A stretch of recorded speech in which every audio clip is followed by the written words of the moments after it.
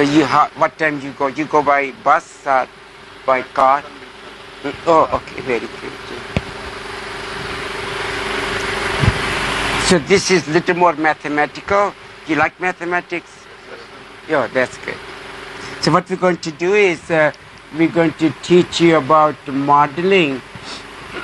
So modeling by definition means we're looking at many times mathematical models. So the idea is maybe we can kind of slowly learn. So like we have a system. So somebody says, oh, this is my system. And then system has subsystems, subsystems has components, components has assemblies. So just like you could say an automobile is a system, then you have an engine and transmission, an electrical system and software and wheels and tires. So typically what we do is we look at the system. So this is at the system level. Then we could decompose it into subsystem. Then every subsystem we could decompose it into a next level, then next level, and so on. So you can then go down maybe to 20th level. And then the idea is you have a reliability number here of the component. So anytime you have a component, so the word component means is that something is the lowest level of detail, like every nut and bolt, every resistor, you could make a module out of them. So for every component, then we have reliability. So symbol that we use for reliability is R. And I could say there is a component I. So typically we do is the index I mathematically is 1, 2, 3 up to n. So like and then Ri is the reliability. We could always make it a function of time, but in the beginning we could learn without function of time, and then we can change it with time. So what is given to us is, say, for example, this reliability number, and then you have to combine it to get this reliability number. So this is like one level. So I could say, oh, this is for the next system. Then I have this reliability number here. Then same logic, I can use it to calculate this number. Then I have these numbers, then I can use them to calculate this number. So we will just do calculation for one level, and then idea is then you can apply to 2 levels, 3 levels, 4 levels, 100 levels, doesn't really matter. So then the problem that we want to solve is for one level, given Ri, the symbol, what is that? For all, yeah. So it says for every I know reliability, then the job is find the reliability of the system. S stands for the system. Next level system, the next level is system. So then we know that the system, this particular system, then has many, say, subsystems. So subsystem 1, subsystem 2, subsystem I, and so on, subsystem N.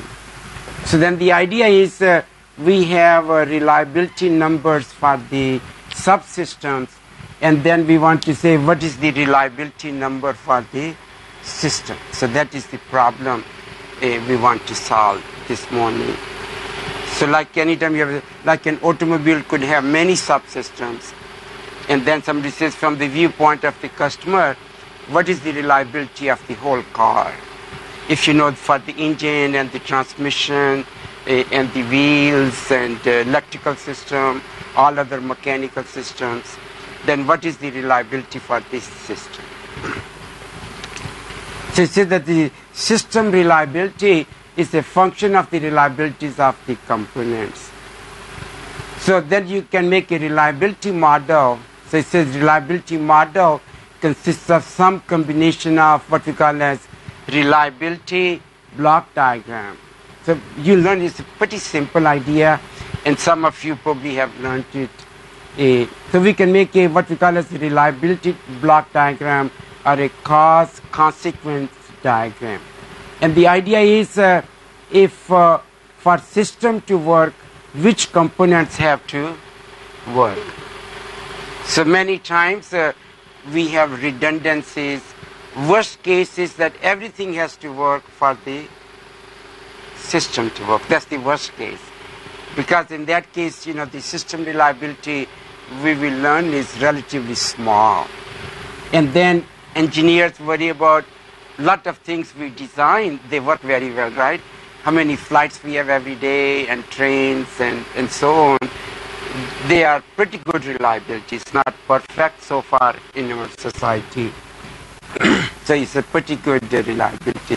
So then we can make a reliability block diagram. Reliability block diagram tells us that which components have to work for the system to work. Good? Very simple idea. So that is the idea of a reliability block diagram. So it says that like you learned in your engineering courses, if everything is needed, then means you want to go from this point to this point, then we put them all in series, right? And if only one thing is needed but you have 20 things, then we can put them in parallel. So that's the simplistic model, but then we can make it very complicated, right? So first we can kind of learn the simplistic models. So it says that if components can substitute for other components, like if one doesn't work, then 2 starts working. If 2 doesn't work, then 3 starts working. So then we put them in parallel.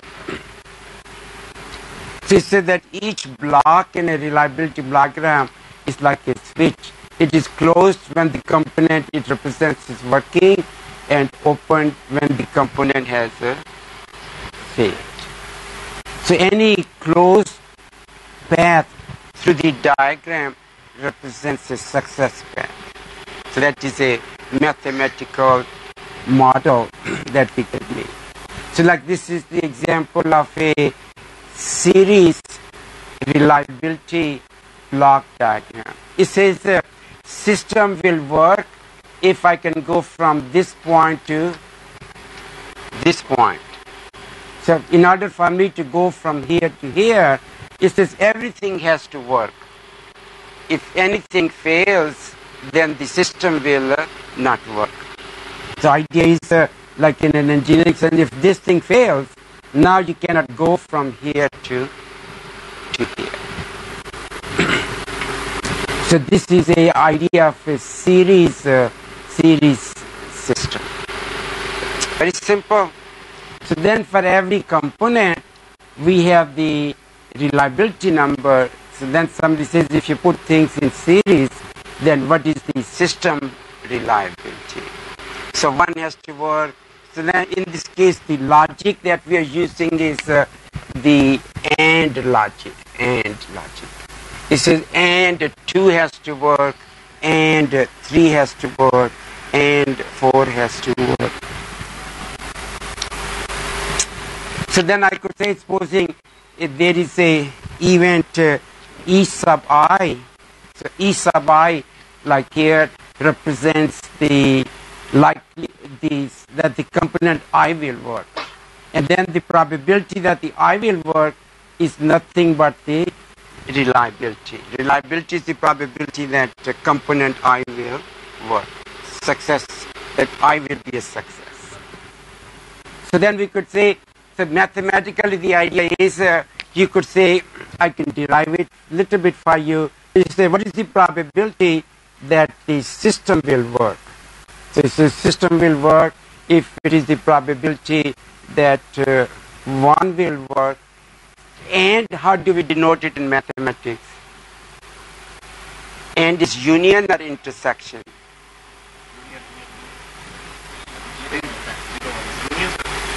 No, no.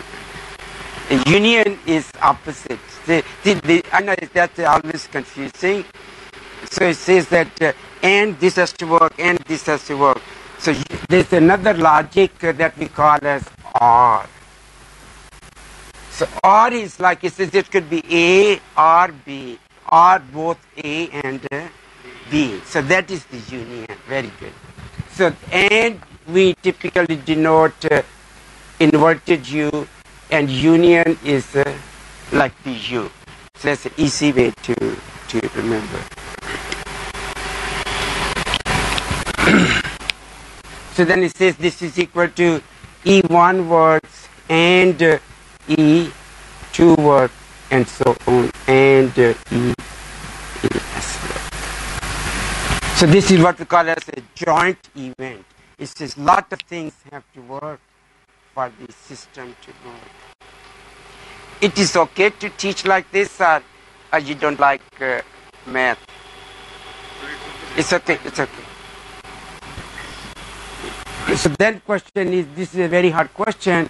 How can you find if I have, I'm sorry, I should put here N.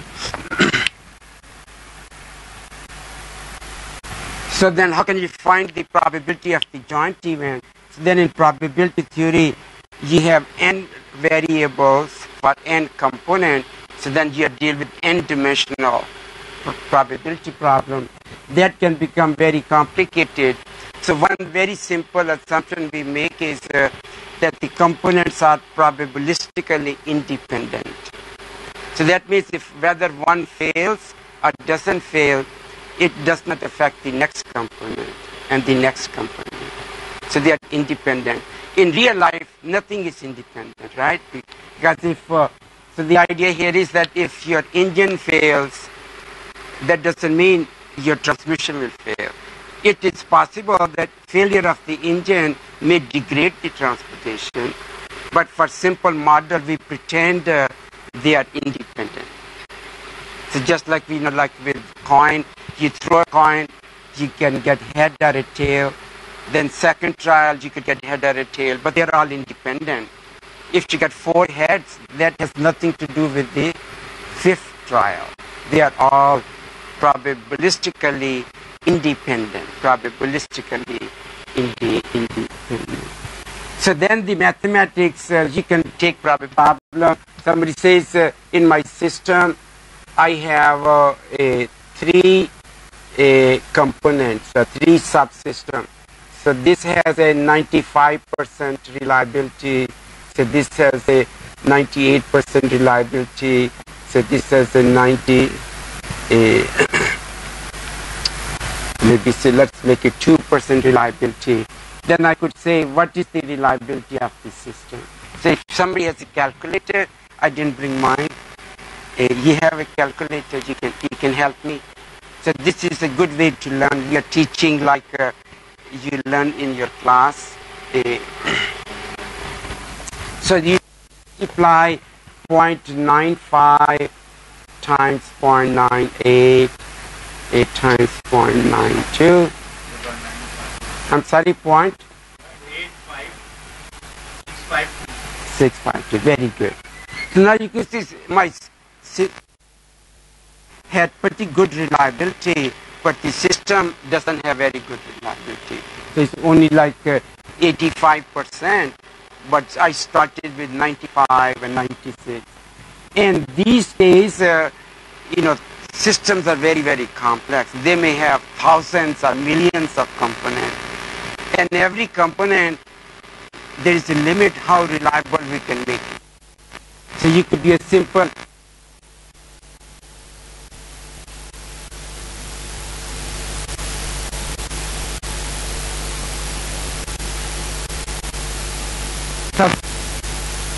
plane will have.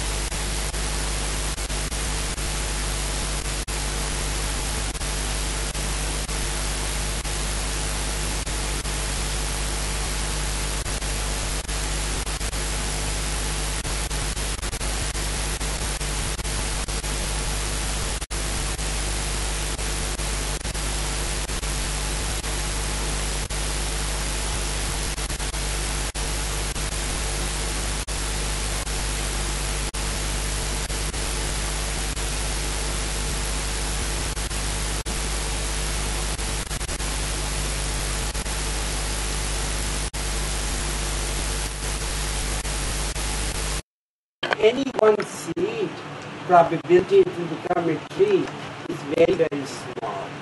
Because, like look at India, there is so much dirt, pollution, and the seeds go, there is concrete on the highway, soil is no good, nobody will water, it doesn't rain for 6 months. So the probability any seed can become a tree is very, very low. So let us say the probability one seed will become a tree is only, say, 1 in 1,000. Very low reliability. But then you say, what is the reliability of the system? So that will be 1 and then 1 minus 1 is 1 is 1. So this number will be very close to 1. So now tree knows how to survive. And the idea is that there is not just one tree, there could be thousands or millions or billions of those species. Then there's a very high likelihood something will survive. So you can look at this idea with you. So you're a human being, right? And in addition to doing a lot of things, one of the things you want to do is to reproduce, right? Yes? You guys had sex education? Yes. No sex education, only sex training, but no sex education. You got sex education? Yes, the basic idea, that the basic concept is in the 10th class. 9 or 10. So you can see that in your body, like anytime you have something, how many sperms are in your semen? How many sperms you need to fertilize the human egg? One. But how many you have? Millions. Millions. Many times, you heard in the report. So typically, a good, healthy male could have 100 million eggs. Now then the first question is, in nature, we think nature tends to be very efficient, right? Nature, whatever the atoms are, molecules are, they have to do the best with it. They don't want to waste their energy. So why is your body wasting all the energy to make these sperms? For life. But why? Because the probability one sperm will do its job is very, very small. So with 100 million, then the odds are close to perfection. So that's why you can't kill life. It's so pervasive. The way it has evolved over time, it is so pervasive. So like if you're a woman, you have one female, so sex education, yeah? So a woman supposing to say, so I want to have 2 kids, but how many potential eggs a female has? One every month, and you could say for 41, that is going to be 600. But with women, see, the idea is with the male, you can make 100 million every day or every week, right? Depending on how potent you are. And philosophically, if you count, one male is enough to make 7 billion people. You have so many sperms. Just what I can take here and make 7 billion people reproduce. So there's a tremendous amount of reproduction. But for women, old model was that it is different. The day you are born, you have ovaries, and ovaries have cells. You learn the ovaries. And how many cells are in ovaries? Let the day you're born. You don't know. See? You have to go and take sex education. So you are born with 1 million cells that over time can ripen. Every month, some of those cells will ripen and become an egg. And then there's a potential that they could be fertilized. So why does nature start with 1 million when you only want to have 2 kids? Because as you grow and as you age, your body, these cells die. So even the day you're born, you have 1 million, By the time you're ready to have kids, 17, 18, half are already dead, but you still have 500,000 cells. Even when you're 50-year-old, you may still have 100,000 eggs, potential eggs. They can ripen to become So you can say that is the basic idea. This is something that you are learning today, but trees learned this millions and millions of years ago. You don't think trees apply probability? They have to, right? I mean, they don't apply probability the way I'm teaching, of course. You know, their model is very different, and the way all the basic elements work, and they get combined, and they figure out how to learn and how to adapt. So typically happens with evolution means that supposing the climate becomes very bad. Like in India, there is so much pollution, and then tree says the probability one seed will become an egg is very small. Now, so supposing this number becomes say 0.00, that's a slightly goes down 0.0008. So then what will tree do?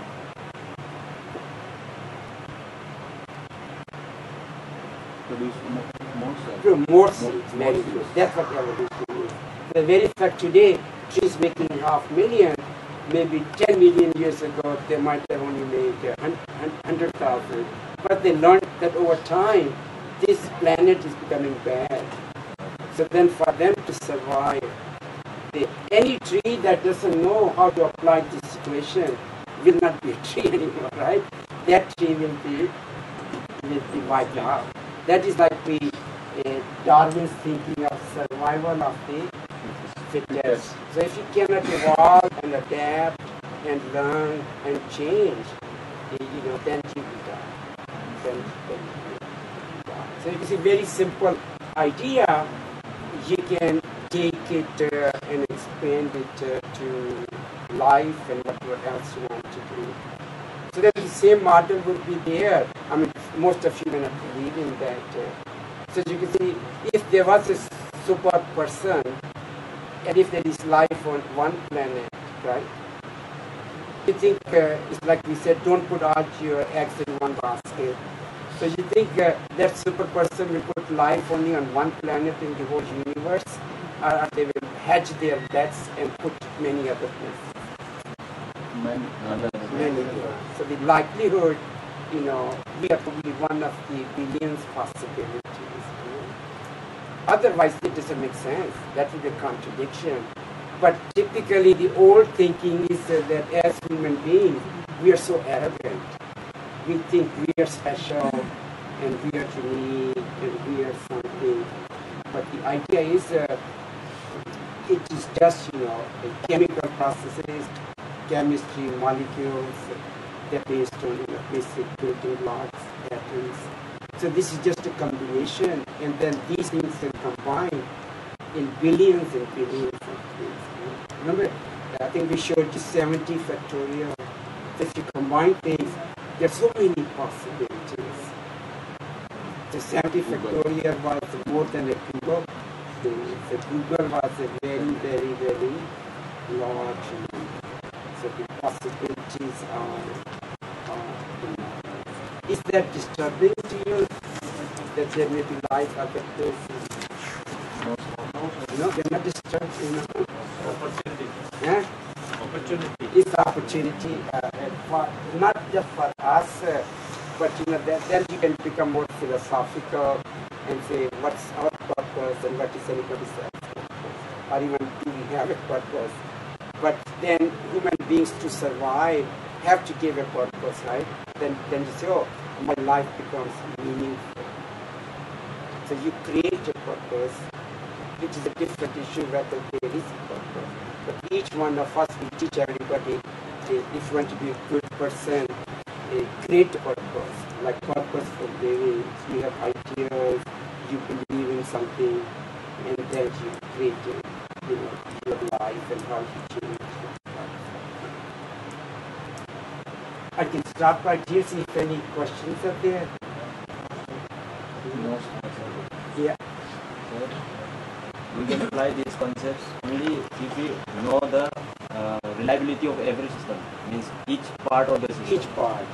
So, but if I don't know the reliability of any of the parts, so how we will calculate the reliability? Very good. Yeah. So you can see that this is the probability. The probability, we say that we know this reliability. So his question is, if we don't know the reliability, then what do we do? So then the answer is very simple. Anytime, like as a student or as a scientist, if you don't know something, then what should you do? Try to Find it, you test. So like supposing there is a battery and you say, oh, I don't know the reliability of the battery. Then I can take the battery and then test them. And with testing, I can estimate the reliability. I can take 100 batteries and I can test them. And let us say for a given period, 95 were out of 100. Then I say, oh, approximately reliability would be.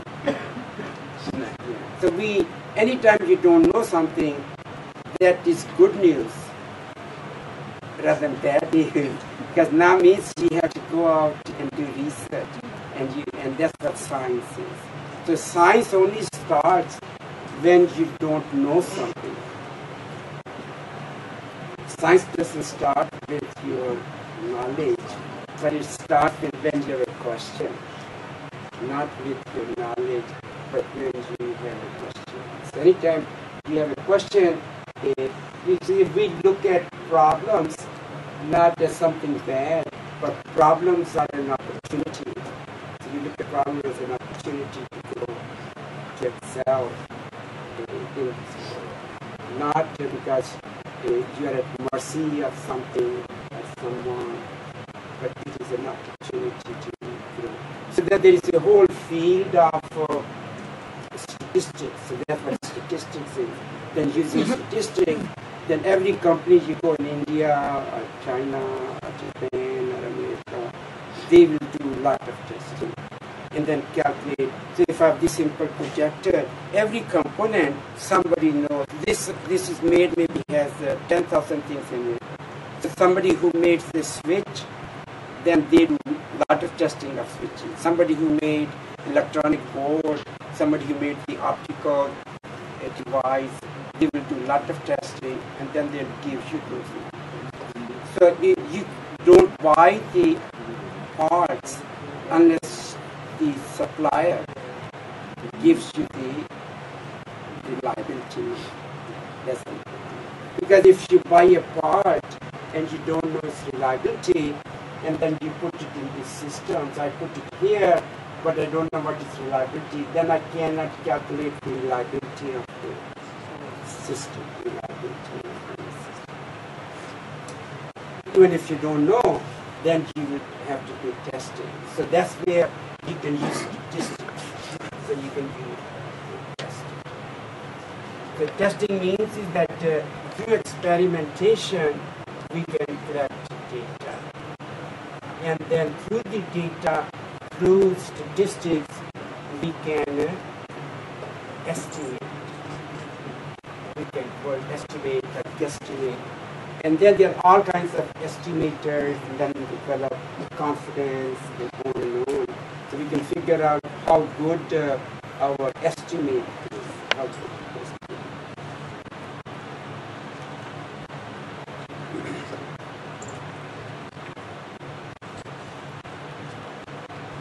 A lot of that information is also in your course material. So later on in this section, then there is statistical influence. So the power of statistics is that with a small sample, we are able to estimate the whole population. Not that we really know the truth. We will never know the truth. But we could say that we have a good enough estimate to live our life on a day-to-day basis. So like you say, oh, in India, what is the height of an adult male? But there may be 500 million adult males. I cannot measure everyone. But statistically, it will say that if you take a good random sample, unbiased sample, of maybe 500 or even 200 adult males in India, you can get average plus and minus like 0.2 inches per centimeter. So you're very high, and that may be good enough to design the seats or to design a building or to design something else. So that's where the statistics comes in. So I'm very glad that he asked a question. So anybody else has a question, then we could relate it to your ideas. Question? So I have a more candy for you guys. How about that? You're not asking questions, so you can eat candy. See, in my generation, you know that when we go to school, so we take gifts for the teacher, like Guru Dakshina. Now we do student Dakshina. See how our society has changed. So students say, we don't want to study, give us candy. So I said, okay, here you can take 1, 2, and then you can open it, and then you can guess.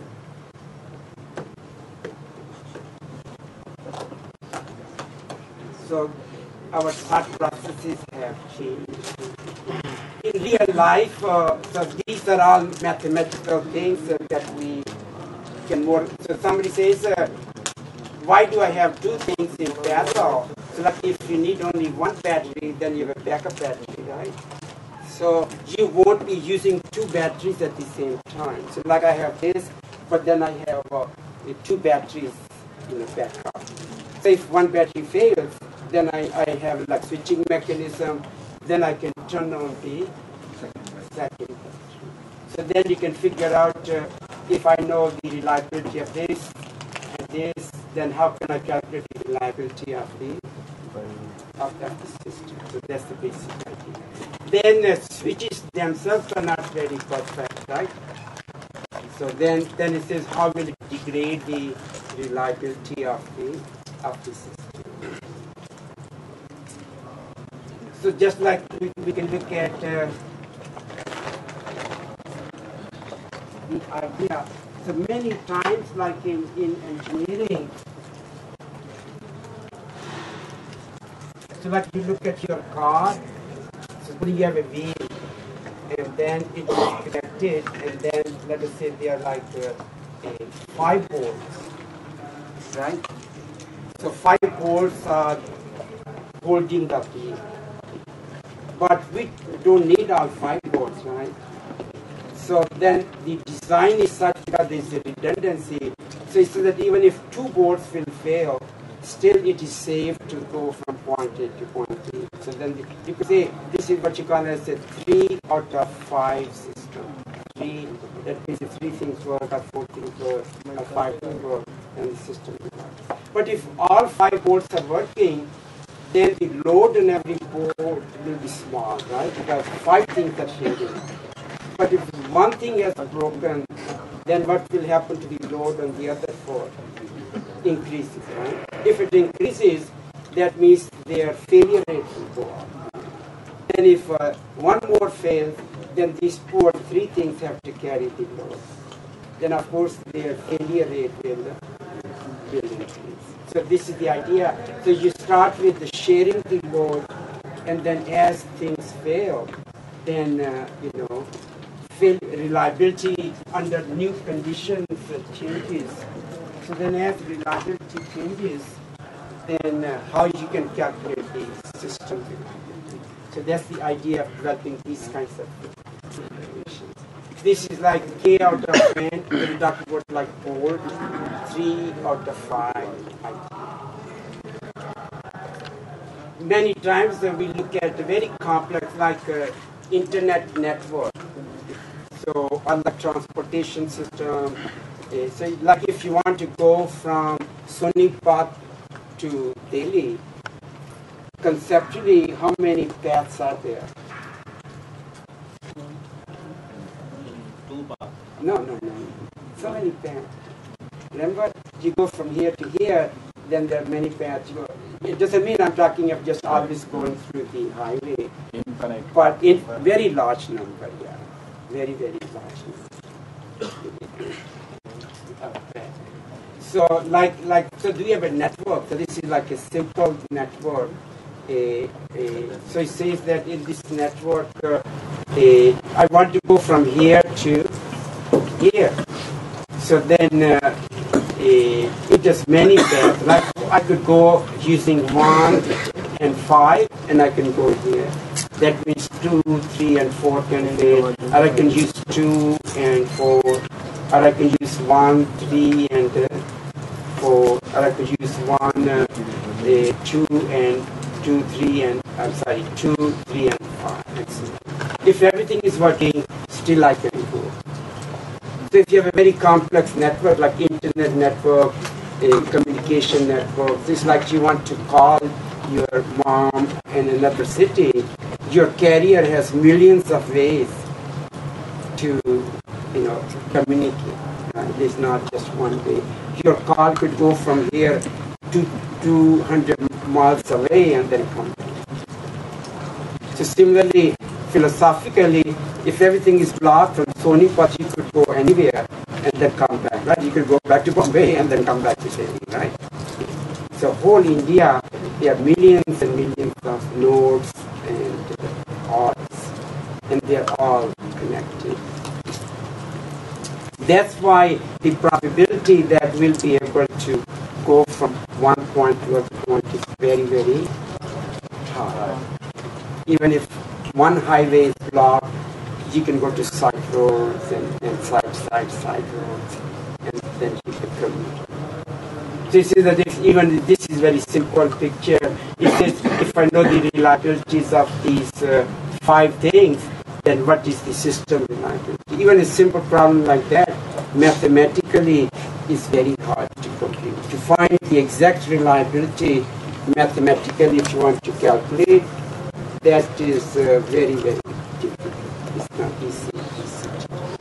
Because computationally, if there are millions of possibilities, then it's very hard to know exact probability. Because there are so many. So like in this simple, we can go back. So like we could look at, one is the idea of minimum path and minimum cut. So what is a path? So like if 1 is working, 2 is working, and 4 is working, the system will work. 1, 2, 4 works, the system will work. Because you don't need 1, you can use 2 and 4.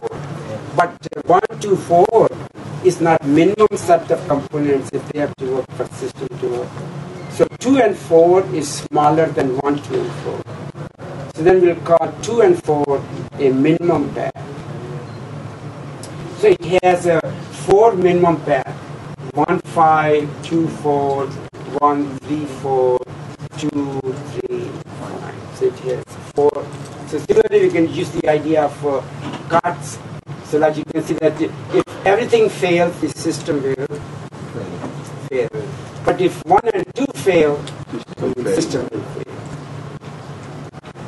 So like in defense, anytime you look at another, your enemy or another country, so you want to say, oh, we want to hurt or harm this society.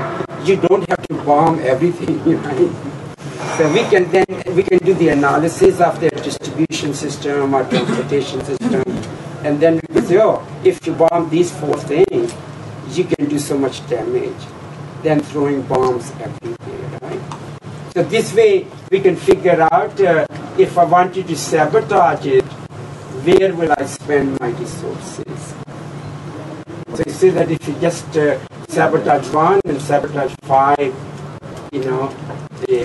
sabotage 1 and sabotage 2, or sabotage 4 and sabotage 5, then you will fail the whole system.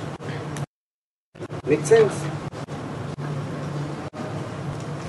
So then people do a lot of research and figure out mathematically how to calculate the reliability. Then you saw it is very hard problem. Sometimes a problem is hard, then what we do in mathematics or science is that we can find approximations.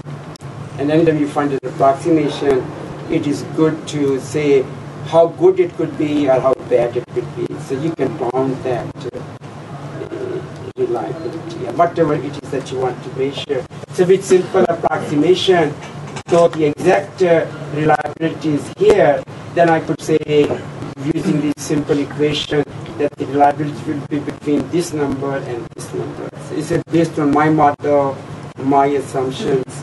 Nowhere it could be greater than this number. It could be smaller than this number. It is some number in between these two numbers.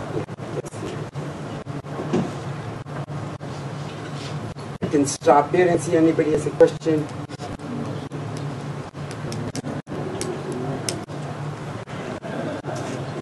Then you could say, how did you design for reliability? So of course you can see in this course all we've been teaching is focus on the causes. Yeah. That's the most important thing. It looks very simple, but that is, if you don't, anytime I ask a question and if you don't tell me the causation, many times you'll say, I don't know. So that means if you don't know, then you're a scientist, you have to find out. Anytime you don't know, you have to do work and find it out. So that means you say, why these things are happening. An ordinary person who is not trained properly, resigns to fate, right? You have good days and bad days, but they're not working hard to find out how come they have good days and how come they have bad days, right? So if you have good days, don't you think you can learn what went right that day? And then once you learn it, then you can reproduce it second day and third day and fourth day. But if you don't have that instinct to see what wonderful things happened today, then you miss that. If you miss it, then means that you'll always be struggling. 100 years from today, you say I have good days and I have bad days. But I don't know why that is. Somebody else is deciding for me. So we could look at the causes for the design. We could look at a very simple design like a mechanical engineer. So you have this element, it's a tension element, and then you want to apply some tensor load, and then somebody says, given I have a certain load, then we could make a simple design like this is circular. So that means there's only one design variable in my problem, and that is the diameter of the rod. So somebody says, I make this out of certain material, and the material has a certain ultimate tensile strength, and then I apply this load, then what is its reliability, right? So all design books will say, oh, that's very easy. You can say, if this is the ultimate tensile strength, your load is 4,000, then you divide by the cross-sectional area, and then you put in this number. This is the first number, what you people call as factor of safety. And then then there's only one variable A, and then if it's circular, then I could say, oh, this is the dimension G. But once I do these calculations, somebody asks, why did I use a factor of safety 2 and not 1.5? You cannot answer it. I say, how much reliability has improved with 2 compared to 1.5? And if I wanted to use 2.5, how much reliability will improve? You cannot answer any of those questions. Why can't you answer them? Because that factor of safety depends upon the functionality of the component. Functionality. More important is why do we use a factor of safety? Because if we take some assumptions and the circumstances came when the loads are more than our assumption, then in case of we can save the component in the critical cases. To prevent so failure. To prevent failure, the idea of factor of safety is if there is uncertainty. See, the reason you use factor of safety, if I know load is here and strength is here, then I could use very little factor of safety. Because you don't know how customer is going to use the product, what extreme conditions will be there. And then this element, if you manufacture it, and supposing you make 100 of them, and then you go to your machine testing, and then test their ultimate tensile strength. Every element will have different ultimate tensile strength.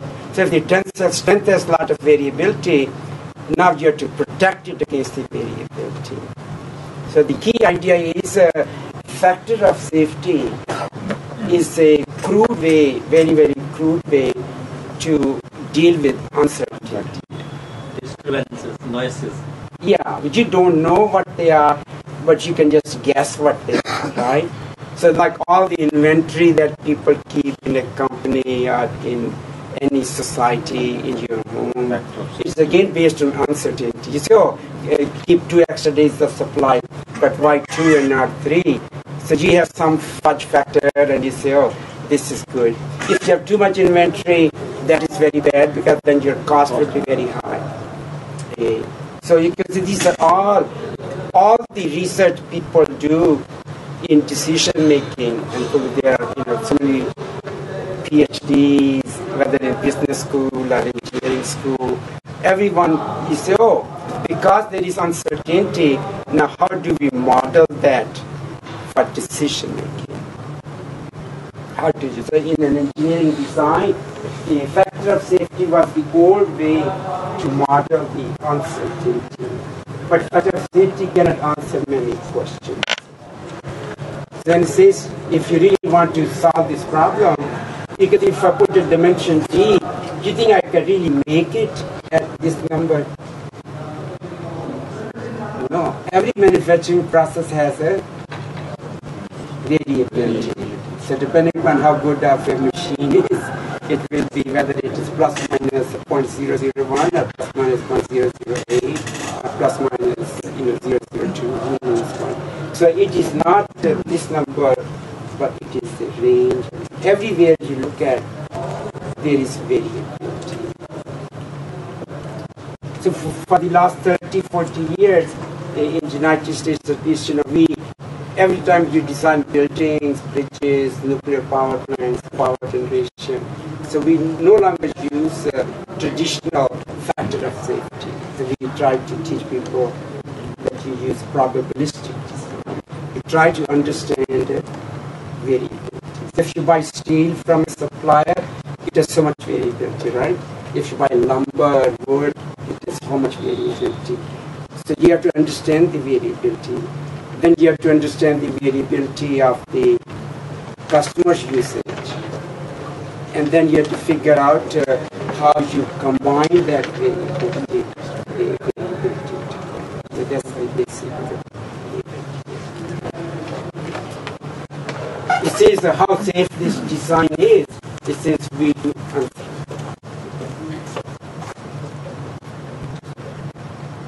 Sure.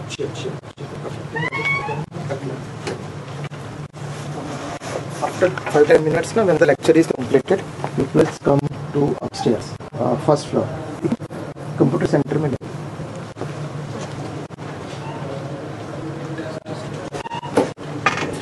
So how safe or reliable the design is, it says we do not know. And if I give you a target for reliability, it says you don't know what the diameter should be. Like I say, oh, the target for reliability should be 0.999. Then I say, what is the reliability? If I say target for reliability is 0.99999, then of course reliability will be different, right? You would use higher factor of safety, your diameter will be bigger, and so on. So that's the main. The idea of probabilistic design means that there is a variability. And then the question is how you deal with the variability. Many people, get mad, like sometimes, even in USA or even in India.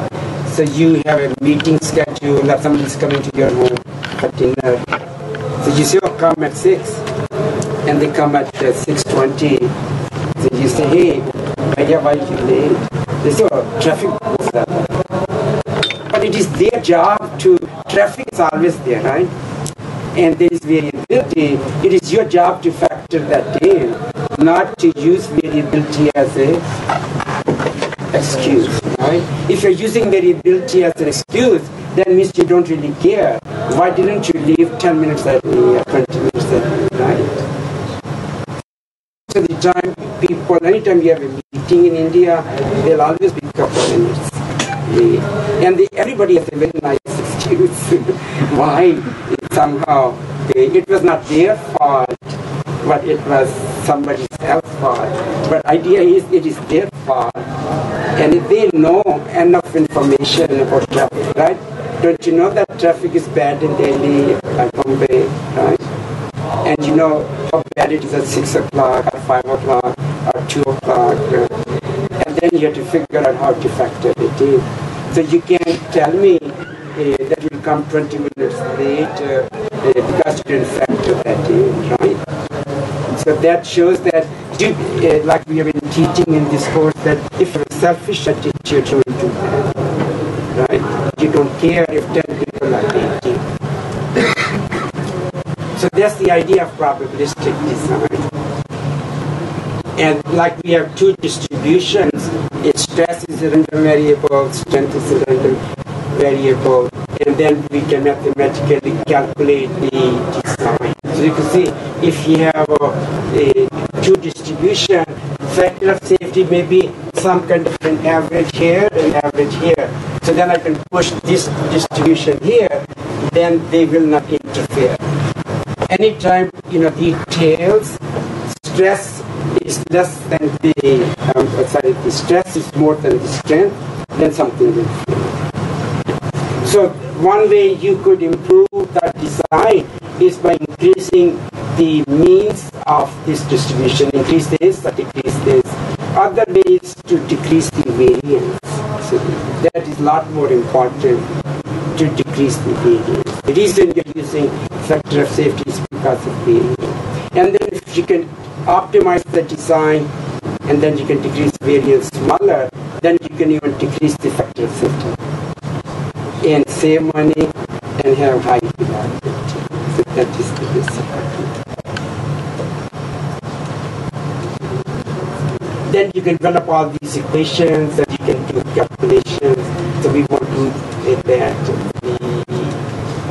We can skip that, and then we can then relate a factor of safety with, let's go back, like with the reliability. So if I have one definition of factor of safety, and then if I pretend these were normally distributed, then I could say what is the reliability.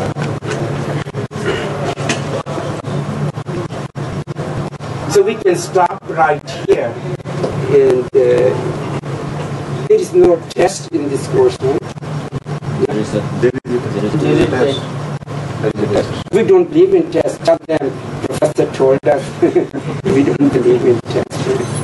We have such a good process of learning, so we don't need to. We trust you, yes, no? Yes. You think I should trust you? yes. So go ahead and have fun, whatever your system is. We won't interfere. So I'll stop right here. Thank you. Thank you. Thank you, sir.